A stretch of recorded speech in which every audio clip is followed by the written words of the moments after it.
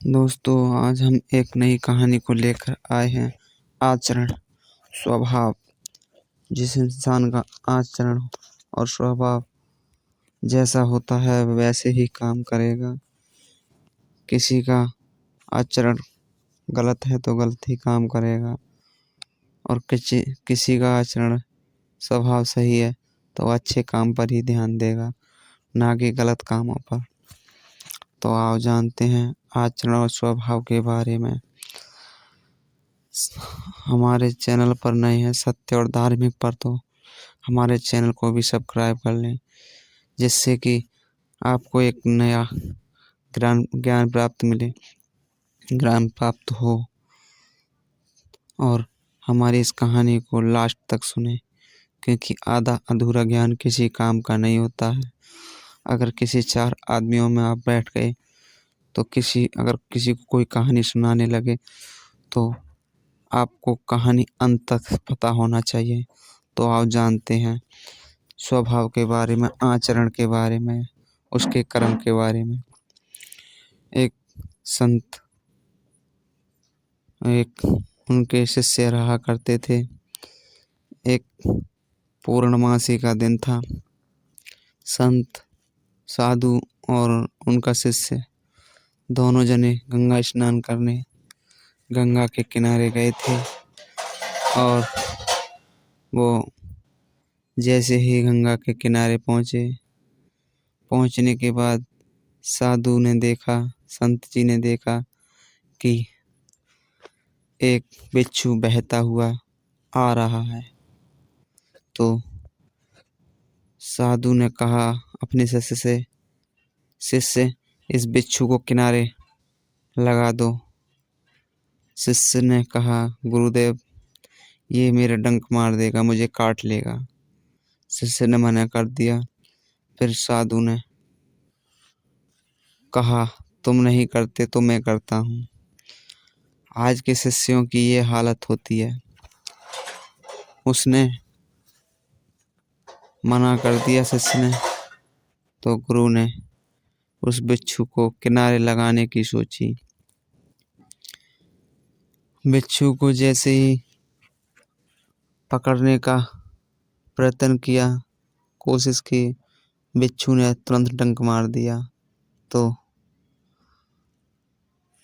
शिष्य ने कहा गुरुजी, आपके बिच्छू ने डंक मार दिया, आपको जहर चढ़ जाएगा। संत ने एक न सुनी।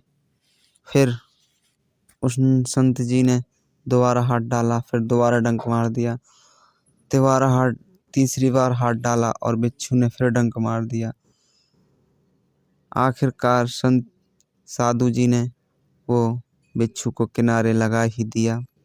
उसके बाद शिष्य ने कहा गुरुदेव, आपके जहर से आप परेशान हो रहे हैं, मुझे लगता है आपको बिच्छू का जहर चढ़ रहा है। तो उसको बचाने की आपको क्या जरूरत थी? वो जा रहा था, बहता हुआ, जाने देते। संत जी ने कहा शिष्य, कोई अगर हमारी शरण में आए तो हमें उसकी मदद करनी चाहिए, चाहे हमें कितना भी दुख मिले। ये हमारा स्वभाव है, ये हमारा आचरण है। आप से कहा हमने तो आपने मना कर दिया। ये आपका आचरण अच्छा नहीं है। शिष्य का आचरण होता है कि गुरुदेव की बात मानना, ना कि इनकार करना। दुख सुख ये तो आते जाते रहते हैं, लेकिन गुरु कभी किसी को दुख नहीं देता। अगर गुरु है तो अपने शिष्य को कभी दुख नहीं देगा।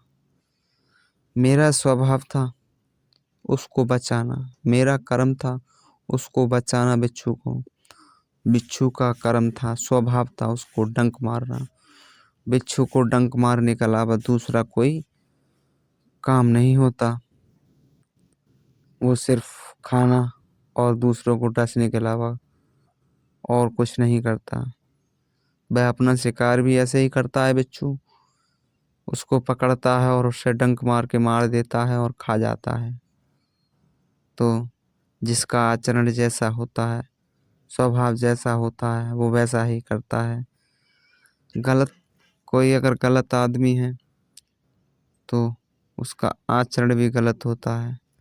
अगर उसको कितनी भी भागवत कथा में बैठा दिया जाए तो उतनी देर ही शांत रहेगा जितनी देर की उसने सुनी है। वहाँ से उठने के बाद उसका जो स्वभाव है, जो आचरण है, दिमाग भी उसका वही काम करेगा। पशुओं की देखो, पशुओं का जो स्वभाव है वही पशु भी वही काम करते हैं। तो शिष्य, मेरा जो काम है मैं वह करूँगा। तुम्हारा जो अच्छा है, जो स्वभाव है तुम्हारा, उस शिष्य बनने के लायक नहीं है। गुरु ने शिष्य को भेजा, गुरु की आज्ञा नहीं मानी तो शिष्य को दूर किया। जो शिष्य के समझ में आया कि गुरु ने सत्य कहा, जिसका स्वभाव जैसा होता है वो वैसा ही काम करता है। वह गुरु के पैरों में पड़ गया, कहा, गुरुदेव आज से आप जैसा कहेंगे मैं वैसा ही करूँगा। तो दोस्तों, गुरुदेव ने उसको अपने पास, शिष्य को अपने पास रख लिया और गंगा स्नान किया और अपने स्थान पे वापस चले गए। तो दोस्तों, आपको इस कहानी से क्या शिक्षा मिली हमको कमेंट में अवश्य बताएं, और हमारे चैनल पर नए हैं तो सब्सक्राइब अवश्य करें, लाइक करें, कमेंट में बताएं कि ये कहानी आपको कैसी लगी।